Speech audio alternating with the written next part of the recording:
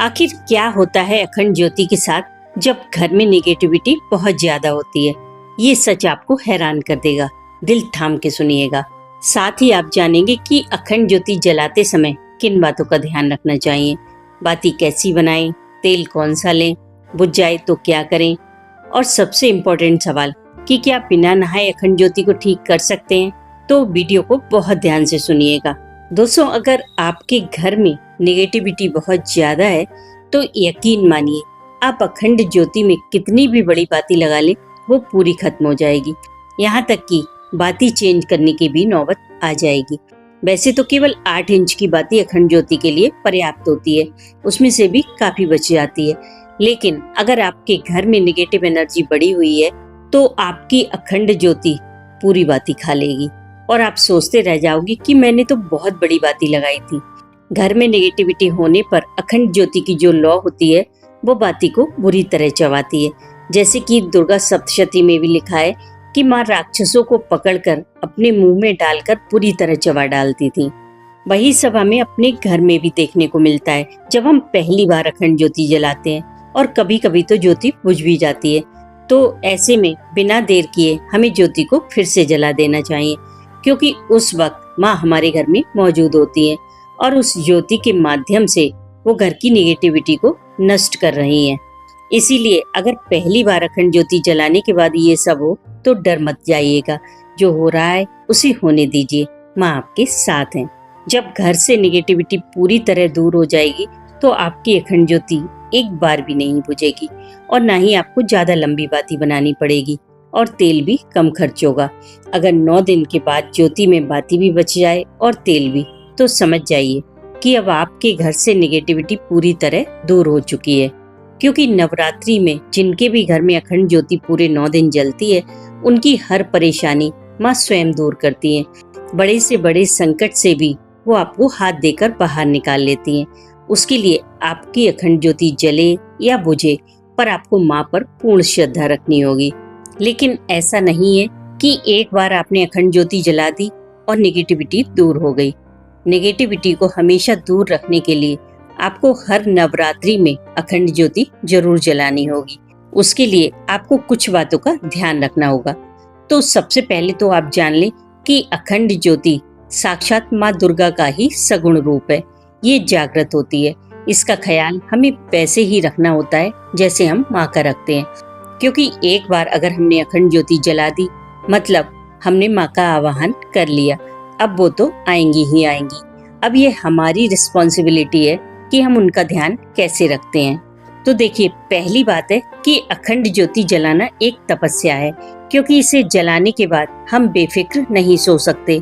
हमें हर 10-15 मिनट पर उसे देखना होता है कि कहीं फूल तो नहीं आ गया, कहीं तेल तो कम नहीं है। और ज्योति की देखभाल करते समय मन को भी शांत रखना होता है ताकि ज्योति को कोई नुकसान न पहुंचे। अगर आपने अखंड ज्योति जलाई है तो उसके समीप बैठकर दुर्गा सप्तशती का पाठ जरूर करें। अगर टाइम की कमी है तो दुर्गा सप्तशती में कई छोटे छोटे स्तोत्र भी हैं, उनका भी पाठ किया जा सकता है। पर पाठ दुर्गा सप्तशती से ही करें, क्योंकि इसमें माँ ने स्वयं कहा है जिस स्थान पर इसका पाठ होता है उस स्थान को मैं कभी नहीं त्यागती। जब पहले दिन ज्योति जलाएं तो माँ दुर्गा के 32 नामों का पाठ जरूर करें। इससे माँ का आवाहन होता है और ये नाम उन्हें बहुत जल्दी प्रसन्न करते हैं। अगर पूरे 9 दिन कर सके तो और भी अच्छा है।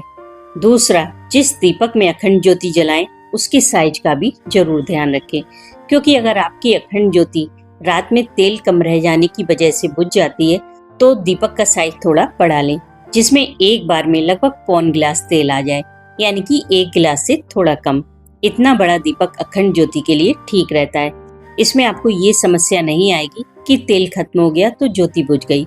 इतना बड़ा दीपक 8 से 10 घंटे तक आराम से जलता है, और जिसमें बाती लगाई जाती है वो होल भी ज्यादा छोटा ना हो, नहीं तो बाती बढ़ाने में समस्या आएगी। ये छोटी छोटी बातें हैं, पर इनका ध्यान रखना चाहिए। तीसरा, आप जो भी बाती अखंड ज्योति में लगाएं वो कॉटन से बनाएं। ये आपको किसी भी केमिस्ट की शॉप पर इजीली मिल जाती है। थोड़ी कॉटन लेकर लंबाई में फैला लें, फिर हाथों पर गंगाजल स्प्रे करें। उसके बाद टाइट हाथों से बटते हुए बाती बना लें। गंगाजल चाहें तो और भी लगा सकते हैं। इसे ज्यादा बड़ा नहीं बनाना है, बस अपने एक बालिस्त्र से थोड़ी ज्यादा बना लें।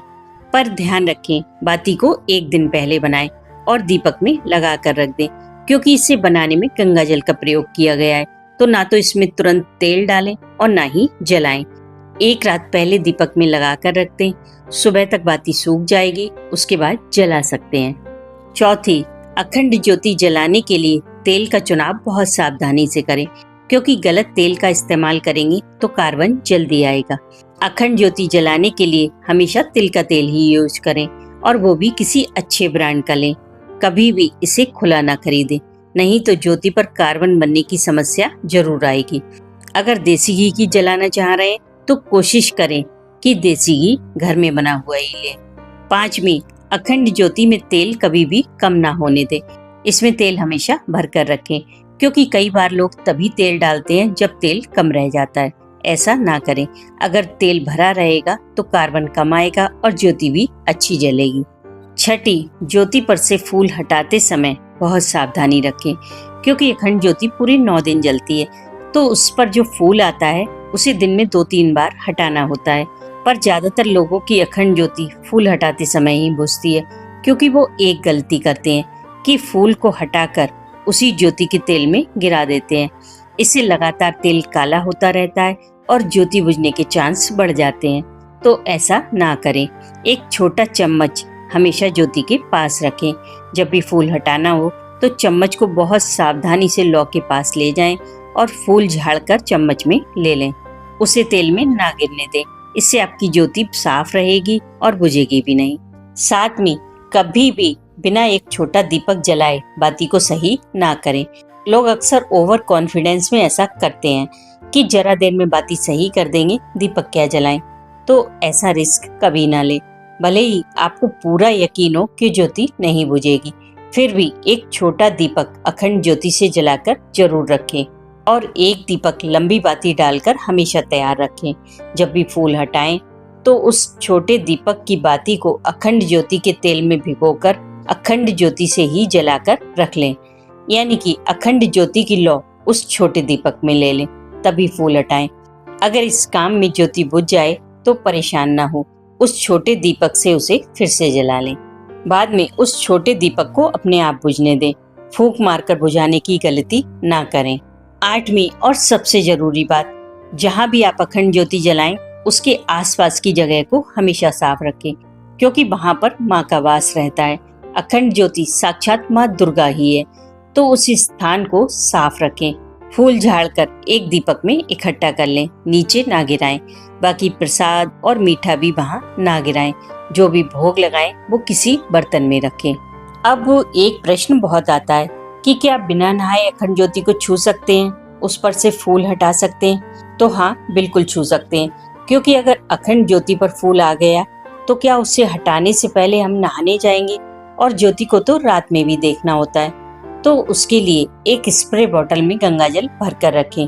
जब भी आप ज्योति के पास जाएं तो फटाफट से गंगाजल हाथों पर स्प्रे करें। फिर आप कैसी भी स्थिति में क्यों ना हो अखंड ज्योति को छू सकते हैं। कोई वहम मन में ना लाएं। लेकिन इतना ध्यान रखने के बाद भी अगर आपकी अखंड ज्योति बुझ जाए तो मन में कोई निगेटिव थॉट ना आने दें। माँ कभी अपने बच्चों से नाराज नहीं होती हैं। माँ से क्षमा मांग कर ज्योति को फिर से जलाएं, अपना व्रत कंप्लीट करें, और यकीन मानिए कोई कुछ भी बोले, आपका व्रत खंडित नहीं हुआ है। माँ पर भरोसा रखें। जय माता दी।